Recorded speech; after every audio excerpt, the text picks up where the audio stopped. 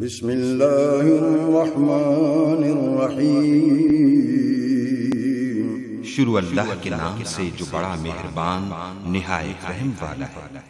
لقد أنزلنا إليكم كتابا فيه ذكركم أفلا تعقلون۔ بے شک ہم نے تمہاری طرف ایسی کتاب نازل فرمائی ہے جس میں تمہاری نصیحت کا سامان ہے، کیا تم عقل نہیں رکھتے؟ السلام علیکم ورحمۃ اللہ وبرکاتہ۔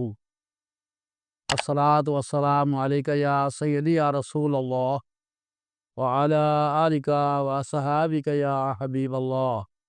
الصلاۃ والسلام علیک یا سیدی یا رسول اللہ وعلی آلک وصحابک یا رحمۃ للعالمین۔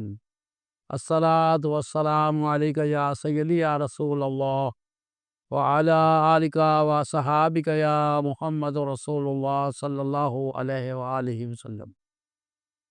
الحمدللہ الذی ہدانا لہذا وما كنا لنہتدی لولا ان ہدانا اللہ، واشہد ان لا الہ الا اللہ وحدہ لا شریک لہ واشہد ان محمدا عبدہ ورسولہ۔ اعوذ باللہ من الشیطان الرجیم، بسم اللہ الرحمن الرحیم۔ انما التوبۃ علی اللہ للذین یعملون السوء بجہالۃ ثم یتوبون من قریب فاولئک یتوب اللہ علیہم وکان اللہ علیما حکیما۔ ولیست التوبۃ للذین یعملون السیئات حتی اذا حضر احدهم الموت قال انی تبت الآن ولا الذین یموتون وهم کفار اولئک اعتدنا لهم عذابا علیما۔ دوستان محترم، ہمیشہ میں ایک بات کہتا ہوں، گناہ بندہ جب کرتا ہے جب اللہ تعالیٰ کے نام کو بھول جاتا ہے، اللہ کو بھول جاتا ہے، اس کے محبوب کو بھول جاتا ہے اور وہ پرواہ نہیں کرتا۔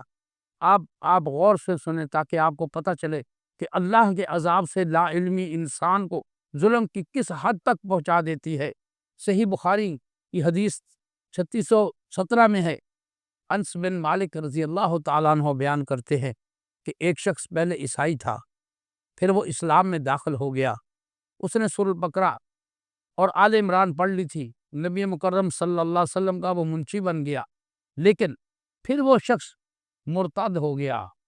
کیا ہو گیا؟ اسلام سے پھر گیا، اپنے واپس اسی مذہب میں چلا گیا، عیسائیت میں، اور وہ کہنے لگا اپنے لوگوں کو کہ محمد صلی اللہ علیہ وسلم کے لیے جو کچھ میں نے لکھ دیا ہے اس کے سوا انہیں اور کچھ بھی معلوم نہیں، نعوذ باللہ من ذالک۔ پھر اللہ تعالیٰ کے حکم سے اس کی موت واقع ہو گئی۔ اب ذرا غور سے سننے والی بات ہے، اب جب وہ مر گیا اس کے اپنے آدمیوں نے اسے دفن کر دیا، لیکن جب صبح ہوئی اس کے اپنے آدمیوں نے دیکھا کہ میت لاش سے وہ جو باہر پڑی ہے زمین سے، قبر میں نہیں ہے۔ لوگوں نے کہا، عیسائی لوگوں نے، کہ محمد صلی اللہ علیہ وسلم اور اس کے ساتھیوں کا کام ہے، چونکہ ان کا دین اس نے چھوڑ دیا تھا، اس لیے انہوں نے اس کی قبر کھودی ہے اور لاش کو باہر نکال پھینکا ہے۔ چنانچہ انہوں نے دوسری قبر کھودی، وہ زیادہ گہری تھی۔ جب صبح ہوئی پھر میت باہر تھی، پھر انہوں نے تیسری مرتبہ اسی طرح کہا کہ یار انہی کا کام ہے، کیونکہ ان کا دین انہوں نے چھوڑ دیا ہے، اس لیے انہوں نے پھر قبر کھودی۔ پھر انہوں نے اتنی گہری قبر کھودی کہ عام آدمی اس میں جا کر واپس نہیں آ سکتا تھا۔ لیکن جب صبح ہوئی تو میت پھر زمین پر پڑی تھی۔ یہ میت اللہ تعالیٰ کے عذاب میں گرفتار ہو گئی، چنانچہ انہوں نے اسے یوں ہی زمین پر چھوڑ دیا۔ یہ اس کی گناہ عظیم سے جہالت لا علمی، اس کی وجہ سے اس کو یہ سزا ملی، کیونکہ وہ یہ سمجھتا تھا کہ مجھے سزا نہیں ملے گی۔ اس نے پیارے آقا صلی اللہ علیہ وسلم کے دین کو بھی چھوڑ دیا، آپ کو بھی چھوڑ دیا، اور آپ دیکھیں اس کو زمین نے قبول نہیں کیا۔ میرے دوستو، اللہ تعالیٰ کے عذاب سے ہمیشہ ڈرنا چاہیے، اللہ تبارک تعالیٰ کو ہمیشہ یاد رکھنا چاہیے۔ ابو ہریرہ رضی اللہ تعالیٰ عنہ کہتے ہیں کہ رسول اللہ صلی اللہ علیہ وسلم نے فرمایا، جب مومن کوئی گناہ کرتا ہے تو اس کے دل میں ایک سیاہ نقطہ، ایک داغ لگ جاتا ہے۔ اگر گناہ بڑھ جائیں تو پھر وہ دل سیاہ ہو جاتا ہے۔ جب دل سیاہ ہو جاتا ہے تو معافی کے دروازے بند ہو جاتے ہیں۔ حاضرین مجلس، رسول پاک صلی اللہ علیہ وسلم کے صحابیوں کا اس امر پر اتفاق رائے ہے کہ ہر گناہ خواہ قصدن ہو یا بلا قصدن، جہالت جو اللہ کی نافرمانی کرتا ہے وہ جاہل ہے۔ اب ہم معذرت یا عذر پیش کرنے کی تیسری صورت بیان کرتے ہیں۔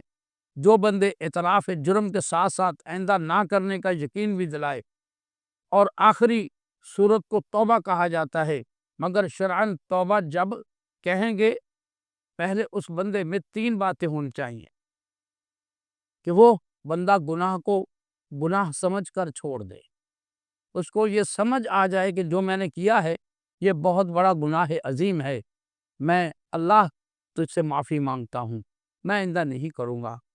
بندہ اپنی کوتاہی پر نادم ہو، جو اس نے لاپرواہی کی، جو اس نے وہ جرم کیا، وہ نادم ہو، شرمندہ ہو کہ اے میرے پروردگار میں تیرے سے شرمندہ ہوں۔ بندہ دوبارہ گناہ نہ کرنے کا پختہ عزم کرے۔ میرے دوستو، اگر بندہ پختہ عزم کر لیتا ہے اور اللہ سے وعدہ کرتا ہے، اللہ تعالیٰ معاف کر دیتے ہیں۔ اگر ان گناہوں کی تلافی ممکن ہو تو بندہ حتی الامکان تلافی کی کوشش کرے۔ بس توبہ کی یہ 4 شرطیں ہیں جن کے پائے جانے سے توبہ مکمل ہو جاتی ہے۔ اگر بندہ ارادہ کر لے، اس کو توبہ نصوحہ کہتے ہیں، کہ جیسے بکری کے تھن سے دودھ نکل آتا ہے اور پھر وہ واپس نہیں جاتا، اگر آپ اپنے دل میں یہ ارادہ کر لیتے ہیں اور اب اللہ تعالیٰ کو کہتے ہیں کہ یا اللہ میں ایسے ہی توبہ کرتا ہوں، میں دوبارہ گناہ نہیں کروں گا، ایسے بھی نہیں گناہ کروں گا جیسے بکری کے تھن میں سے نکلا ہوا دودھ واپس نہیں جاتا، اللہ تبارک و تعالیٰ اس بندے پر بڑا پیار بھی کرتے ہیں، بڑی رحمت کرتے ہیں اور اس کی توبہ کو قبول کر لیتے ہیں۔ اب میں ایک آپ کو واقعہ بیان کرتا ہوں۔ حضرت ثعلبہ بن عبد الرحمن رضی اللہ تعالیٰ عنہ آپ صلی اللہ علیہ وسلم کی خدمت کیا کرتے تھے۔ ایک دن آپ صلی اللہ علیہ وسلم نے ان کو کسی کام سے بازار بھیجا، ان سے آنکھوں کی لغزش ہو گئی۔ کیا ہو گئی؟ لغزش، یعنی کہ انہوں نے کسی کو دیکھا لیکن احساس ندامت نے انہیں اتنا جھنجھوڑا کہ اس کے بعد ان کو خدشہ ہوا کہ ایسا نہ ہو کہ پیارے آقا صلی اللہ علیہ وسلم پر میرے اس فعل کے بارے میں وحی نازل ہو جائے۔ چنانچہ وہ بھاگ کر مدینہ اور مکہ کے درمیان پہاڑوں میں چھپ گئے۔ 40 دن تک آپ صلی اللہ علیہ وسلم کی خدمت میں حاضر نہیں ہوئے۔ حضرت جبریل امین علیہ السلام اللہ کے حکم سے آپ کے پاس آئے اور کہا آپ کا رب آپ کو سلام کہتا ہے، اور یہ کہ آپ صلی اللہ علیہ وسلم کے ایک امتی نے ایک پہاڑوں میں پناہ لے رکھی ہے اور مجھ سے پناہ مانگتا ہے، مجھ سے معافی مانگتا ہے۔ آپ صلی اللہ علیہ وسلم نے فرمایا اے عمر رضی اللہ تعالیٰ عنہ، اے سلیمان رضی اللہ تعالیٰ عنہ، جاؤ اور ثعلبہ بن عبد الرحمن رضی اللہ تعالیٰ عنہ کو لے آؤ۔ چنانچہ دونوں صحابی آپ کی تلاش میں نکلے اور تلاش کرتے کرتے اس پہاڑ تک جا پہنچے۔ جب آپ رضی اللہ تعالیٰ عنہ نے ان کو دیکھا کہ میری طرف آ رہے ہیں، آپ نے فرمایا اے عمر رضی اللہ تعالیٰ عنہ، یا رسول اللہ صلی اللہ علیہ وسلم کو میرے گناہ کا پتہ چل گیا ہے؟ حضرت عمر رضی اللہ تعالیٰ عنہ نے فرمایا یہ تو مجھے معلوم نہیں، مگر آپ صلی اللہ علیہ وسلم نے ہم کو آپ رضی اللہ تعالیٰ عنہ کی تلاش کے لیے بھیجا ہے۔ حضرت ثعلبہ بن عبد الرحمن رضی اللہ تعالیٰ عنہ نے فرمایا مجھے آپ صلی اللہ علیہ وسلم کے پاس آپ اس وقت لے جائیے جب آپ صلی اللہ علیہ وسلم حالت نماز میں ہوں۔ چنانچہ تینوں حضرات جب آپ صلی اللہ علیہ وسلم کی خدمت میں حاضر ہوئے تو آپ صلی اللہ علیہ وسلم نماز میں مشغول تھے۔ جب آپ نے سلام پھیرا تو آپ نے ثعلبہ سے مخاطب ہو کر کہا کس چیز نے تجھ سے مجھے غائب کر دیا؟ انہوں نے عرض کی یا رسول اللہ صلی اللہ علیہ وسلم میرے گناہ نے آپ صلی اللہ علیہ وسلم نے فرمایا کہ میں تجھے وہ آیت نہ بتا دوں جو چھوٹے بڑے تمام گناہوں کی معافی کا سبب ہے؟ آپ رضی اللہ تعالیٰ نے عرض کیا حضور بتا دیجئے۔ تو آپ صلی اللہ علیہ وسلم نے فرمایا کہو رب اجعلنی مقیم الصلاۃ ومن ذریتی ربنا وتقبل دعا ربنا اغفر لی ولوالدی وللمؤمنین یوم یقوم الحساب ربنا آتنا فی الدنیا حسنۃ وفی الآخرۃ حسنۃ وقنا عذاب النار۔ حضرت ثعلبہ رضی اللہ تعالیٰ عنہ نے عرض کیا یا رسول اللہ صلی اللہ علیہ وسلم میرا گناہ بہت بڑا ہے۔ آپ صلی اللہ علیہ وسلم نے فرمایا نہیں، میرے رب کا کلام بہت بڑا ہے۔ آپ رضی اللہ تعالیٰ عنہ کو آپ نے گھر بھیج دیا۔ اس کے بعد آپ رضی اللہ تعالیٰ عنہ 8 دن تک مرض الموت میں رہے۔ جب آپ صلی اللہ علیہ وسلم کو آپ رضی اللہ تعالیٰ عنہ کی بیماری کی اطلاع ملی، آپ ان کے پاس تشریف لے گئے۔ آپ نے رضی اللہ تعالیٰ عنہ کا سر اپنی گود مبارک میں رکھ لیا۔ حضرت ثعلبہ رضی اللہ تعالیٰ عنہ نے کہا اے میرے محبوب، میں اپنا سر آپ کی گود میں نہیں رکھنا چاہتا۔ آپ نے اپنا سر اٹھا لیا۔ نبی پاک صلی اللہ علیہ وسلم نے پوچھا اے ثعلبہ کیا بات ہے؟ تو انہوں نے جواب دیا یہ بہت بڑا گناہ ہے میرے سے ہو چکا، میں گناہوں سے بھرا ہوا ہوں۔ آپ صلی اللہ علیہ وسلم نے پوچھا کیا تکلیف ہے؟ آپ رضی اللہ تعالیٰ نے کہا کہ میرے گوشت پوشت اور جلد میں چونٹیاں دوڑ رہی ہیں۔ آپ صلی اللہ علیہ وسلم نے پوچھا تمہاری کوئی خواہش ہے؟ آپ رضی اللہ تعالیٰ نے کہا رب تعالیٰ سے میرے مغفرت کی تمنا ہے۔ حضرت جبریل علیہ السلام فوراً اللہ کے حکم سے اترے، کہا اے محمد صلی اللہ علیہ وسلم آپ کا رب آپ کو سلام کہتا ہے اور یہ کہتا ہے کہ میرا یہ بندہ اگر زمین کے بقدر بھی گناہ کر لیتا تو میں روئے زمین کے بقدر اس کو نواز دیتا۔ سبحان اللہ، اللہ تعالیٰ کے ایسے ایسے بندے بھی موجود تھے۔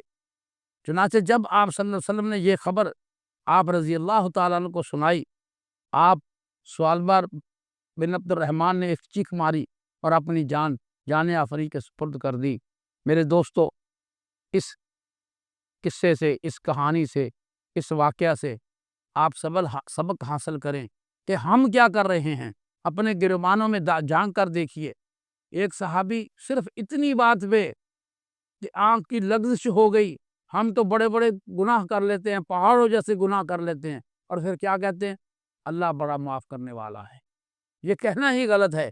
اللہ اس طرح نہیں کہ آپ جان بوجھ کر گناہ کریں۔ میرے دوستو، غور کرو کہ لغزش کرنے کے بعد صحابہ کتنے ڈرتے تھے کہ وہ کیسے اللہ اور اس کے رسول صلی اللہ علیہ وسلم کی بارگاہ میں پیش ہوں گے۔ ہم نے بھی اللہ کی اور اپنے محبوب کی بارگاہ میں پیش ہونا ہے، ہمیں بھی سوچنا چاہیے۔ لیکن یہاں ہمارا عالم یہ ہے کہ بڑے سے بڑے گناہ کر لیتے ہیں، مگر ندامت کی بجائے یہ دلیل پیش کرتے ہیں اللہ بڑا معاف کرنے والا ہے، مگر اللہ توبہ کی ہمیں توفیق نہیں دیتا۔ یہ یاد رکھیں، اللہ کی مغفرت ان لوگوں کے لیے ہے جو توبہ کی 4 شرائط جو میں نے اوپر بیان کی، جو بندہ صرف یہ دلیل دے رہا ہے کہ اللہ بڑا رحیم ہے اور مجھے معاف کر دے گا، تو سوچے کہ وہ اللہ پاک کی بیان کردہ سورہ النساء کی آیت نمبر 17 سے مطابقت رکھتا ہے۔